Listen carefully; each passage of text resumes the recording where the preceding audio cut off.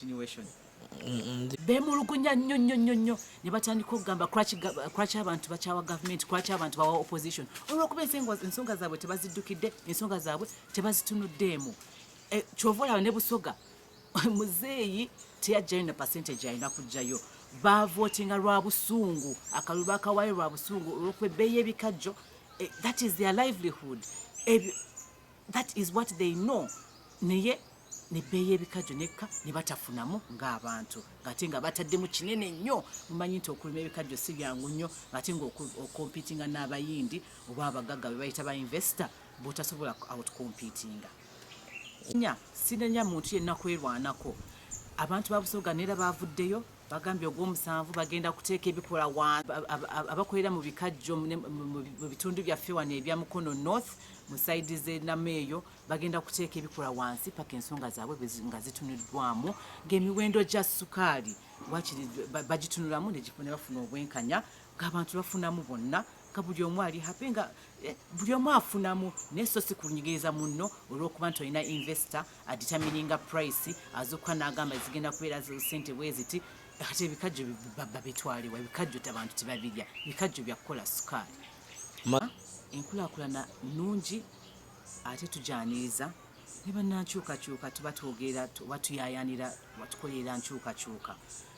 Development yonna ejja mu kitundu eba eyongerako value mu bitundu ne mu bintu byonna, n'emirimu neyanguyaako ebintu, transportation, okutambuza ebyamaguzi, ebyobulimi. Omuntu alime lumonde we kyangu nnyo okumugja mulime n'amutwala mu katale. N'olwekyo enteekateeka ya World Bank otukolera amakubo, bannange tweyanziza nnyo obuyambo obwo, ate tubwaniriza kubanga mutodde kinene ennyo ekiremeddwa gavumenti okukola, ne mujja ne mukitukolera mu buntu, mu mutima omulungi. Naye nsaba abantu nti mu kaweefube ono mukkirize development energy, kubanga eyamba gwe nange, eyamba ffe. Kubanga abadde alina ploti ku kkubo nga ya $1,000,000 ng'obadde ogiguza $1,000,000, bwe bateekako ekkubo eyo ploti eyongera value n'ebeera nga $4,000,000. Oba obadde n'ebyobulimi nga tolina bw'obitwala ku bodaboda yo mu luguudo olubi olufu ennyo, n'otandika okukanika ebintu bino bwe biti, kiyambako ebirime ebyo okugenda mu katale ne bitundibwa. Naye nkubiriza gavumenti ddala oli avuddeyo eri n'akuwa ekinene nnyo 80%, n'akolera oluguudo olukulemye okutaasa abantu oba okuleetawo embeera ereeta bizinesi okutambula obulungi, abakyala abalina embuto okutuuka mu malwaliro bulungi, abaana ab'amasomero okutuuka mu masomero bulungi nga tebaddugadde. Kale enkyukakyuka bwetyo. Naye gwe nga gavumenti ddala lwaki tovaayo mazima n'okompesetinga abo abantu abatonotono bwe bati, kubanga compensation ke kantu akatono ennyo, si kinene. Bali bakoze kinene nnyo, percentage nene 80%, okutema oluguudo mu buzibu obwayo, ne bakozesa machinery yonna ne baleeta development eyo. Naye kati omuntu wa wansi yabadde n'ettaka lye, abadde ne eka katugambe eka 2, kati ab'enguudo bazze kukola luguudo, ate tuli mubaaniriza bakkirize development eyo. Naye kati bagenda kusubwako kwako ke babaddeko balina ak'obugagga. Lwaki gavumenti ddala tevaayo abantu abo abatali abangi, abantu abali abatono ne bavaayo ne babakompesetinga akantu akatonotono? Lwaki ne bafunamu nabo mu katonotono ne bagamba bannange ettaka lye badde nkozesaako amatooke gange ekendeddeko? Naye ka compensation gavumenti kenaawa kajja ate butanakuwaza oli naye kamwongereko ayo agende mu maaso. Ale nsaba bakansala mutegeeze abantu, mbasomese ebirungi bya development, ebirungi by'ekkubo, buli omu ekirungi. Wabeera ekkubo wabeerawo essanyu, wabeera ekkubo wabeerawo enkyukakyuka ey'amaanyi ate ng'etukwatako ffenna. Naye gavumenti abantu muleke banyigiriza, namwe muveeyo muweeyo abantu ka compensation, baleme kate kukwemulugunya nnyo. Lwaki mwe mwewazi compensation, budget ne muzikwata ne mukwata ssente ne mwewazi appreciation? Lwaki ne bano temubawa baka compensation? Lwaki mwe temwagala kufiirwa naye nga mwagala omuntu wa wansi ddala okufiirwa n'akatono k'alina? Nze y'endowooza yange eyo. N'abantu abazadde, naddala abazadde oba n'abantu abakozesa abaana emirimu ekitabajjaamu nga si gya myaka gyabwe. Ekyo kyonna bwavu bwe buleeta. Omuzadde atuule n'omwana ate ng'asobola omutwala kukola obwa house girl afune emitwalo 2, lwaki tamukozesa ekyo? Obwo bwonna buleeta bwavu. Oba katugambe mu kitundu kyaffe ng'ekyekoome ewali ebizinga 17 wali essomero eri limu, muzadde kyagenda okufuna ssente esobola okutransportinga omwana okuva ku kizinga kimu okugenda ku ssomero ku kizinga X, ate amazzi ga bbeeyi si gangu nnyo tutandika okunenya abazadde obutasomesa baana. Kale nolaba mu bitundutundu byaffe ebyeyo mu Maserengeta, Mukono South, naddala mu Koome, omuzadde afunawa motivation esomesa omwana ate ng'asobola okukwata engege 2 n'azifunamu ssente n'alyoka abeerawo ne babeerawo ne family zaabwe. Kale obwavu obwo gavumenti bwetaddemu abantu n'obutategeera olw'okuba baagala kubeera mu bufuzi olw'okuba baagala kubeera mu buyinza ne banyigiriza abantu ku point y'okugamba nti basigadde mu bwavu nga tebasobola kwejjayo. Omwana n'asoma ddi nera agenda kumaliriza ng'akoze emirimu egitamujjamu egitamusaana, yesamba okusoma, yessomero alisangewa. Kati ng'ewaffe Goma waliyo UCE, essomero lya gavumenti liri mu Goma liri Bukerere. Kati abaana ab'ebitundu ebirala banaatambula mayiro mmeka okutuuka mu masomero ago?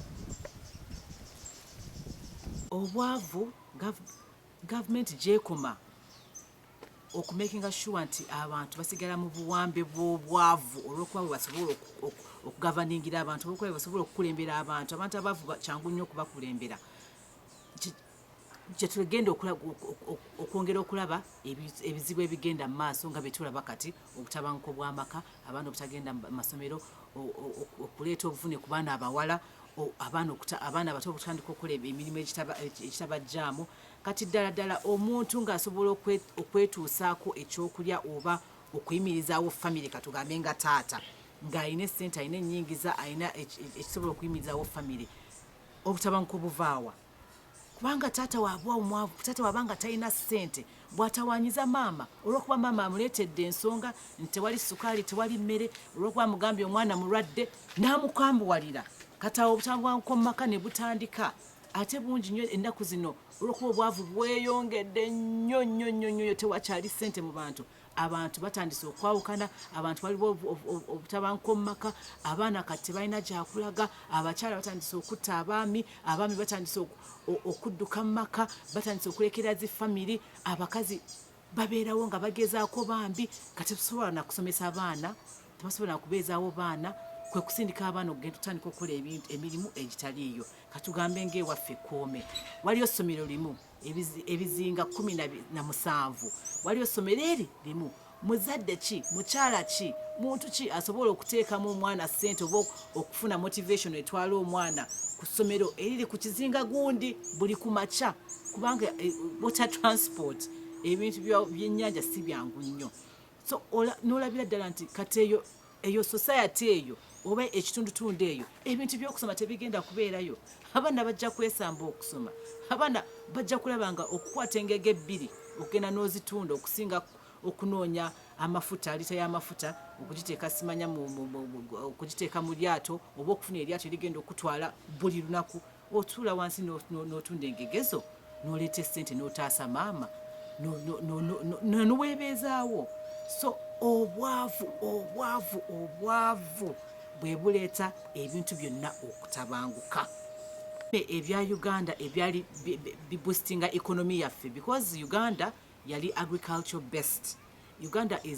Agriculture is the backbone of Uganda.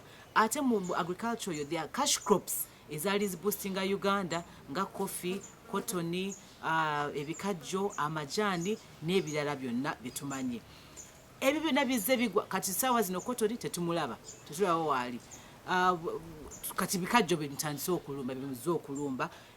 And the more the prices keep being unstable, gye mwongera okulaba nga ebbeeyi y'ebyo ebintu ebyali birina okuleetera abantu essente temukikwatako, temukistabilizinga, mutandise okukosa livelihood y'abantu. Kubanga abo bandi badde bafuna livelihood badde bafuna ssente ezigenda okubabeezaawo naye kati ebbeeyi etandise okugwa ebirime byabwe bigenda ebikajjo byabwe bigenda kukala bagendewa bakole ki ate nga mwe muli awo mu protecting abayindi abagenda mu deski zaabwe ne bagamba leero kati ebbeeyi katugiseemu kubanga abazuuka buzuukizi ne bagamba leero katusse ku bbeeyi leero katwongere ku bbeeyi nga oli bambi omuntu wa wansi agezaako okugattagatta ebintu talina sse